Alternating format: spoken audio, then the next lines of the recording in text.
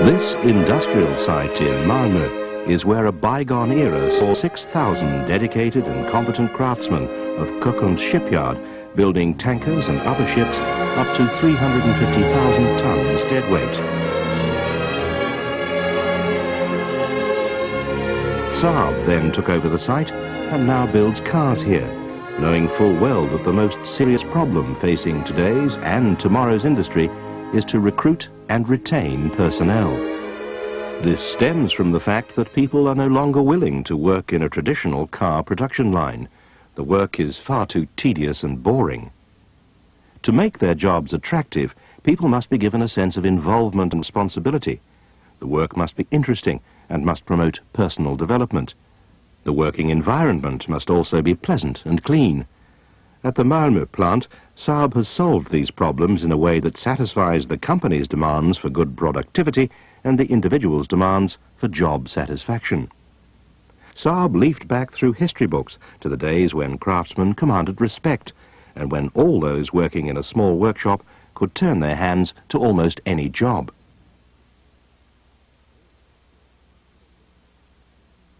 Saab has abandoned the traditional organisation structure and adopted a new, flexible organisation, the basis of which is the product workshop. Each of the 8 product workshops manufactures one of the functional elements of the car.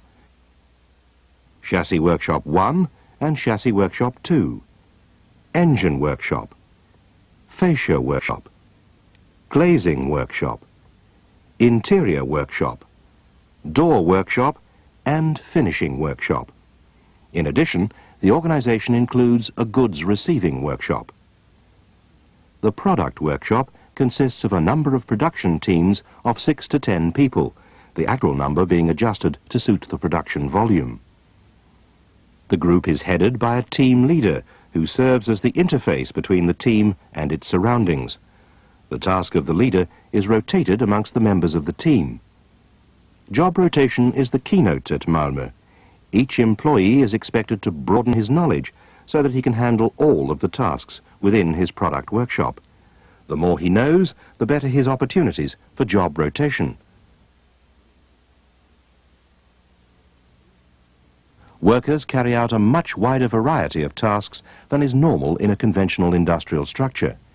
The team runs its own production, allows time off to its members, signs on new team members, prepares its own work instructions, purchases materials and so on. These tasks are also rotated amongst the members of the team, depending on the level of competence each member has reached. The job rotation and interaction principles are extended beyond the production team, to the product workshop executives and to the factory management. Moreover, since the organizational structure is simple, communication paths between the operators and those who manage and plan production are short.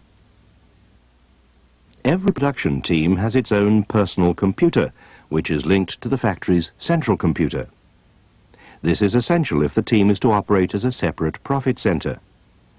Based on the overall targets for the factory, the team prepares its own targets and bears the responsibility for meeting them. And the target is the same as for any independent workshop: to supply its customer with a certain number of units produced to a certain standard of quality. In this case, the customer is a production team in the next product workshop. The body is always stationary when work is being done on it, be it in parallel assembly or in line assembly.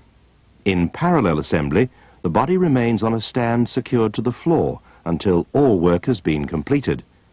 The body is not transferred to the next station until the operator has inspected and approved the quality and given a release signal by pressing a button.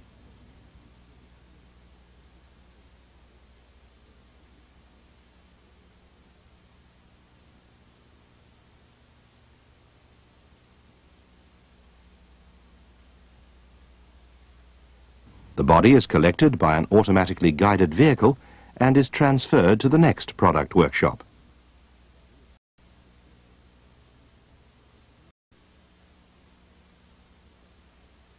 Line assembly is employed in some cases when the work demands a high degree of mechanization involving very expensive equipment.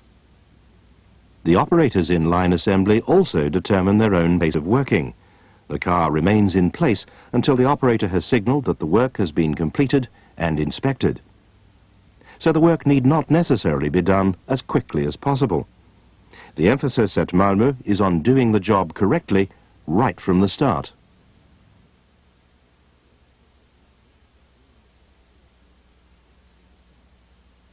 This method of working has also shed a different light on the flow of materials.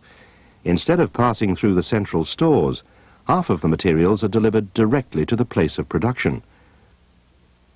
This applies, for instance, to engines, axles and other heavy components.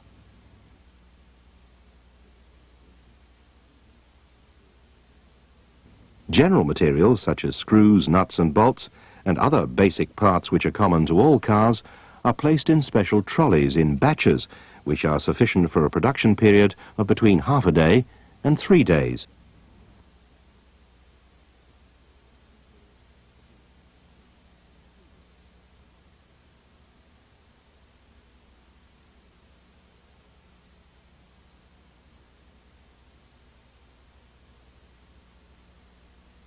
Every product workshop has its own stocks, from which the team member who is responsible for supplies on that particular day picks the various materials needed in his team's production.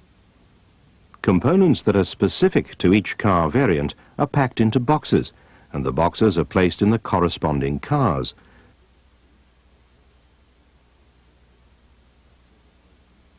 So each car carries its own materials, which saves time and prevents mistakes. This is a far cry from the traditional approach to materials flow, which was rather like a car being pulled through a parts store.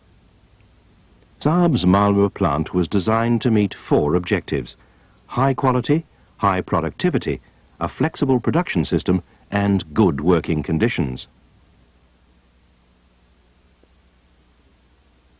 At this brand new plant, the company's productivity demands go hand in hand with the needs of employees for a satisfying and stimulating job.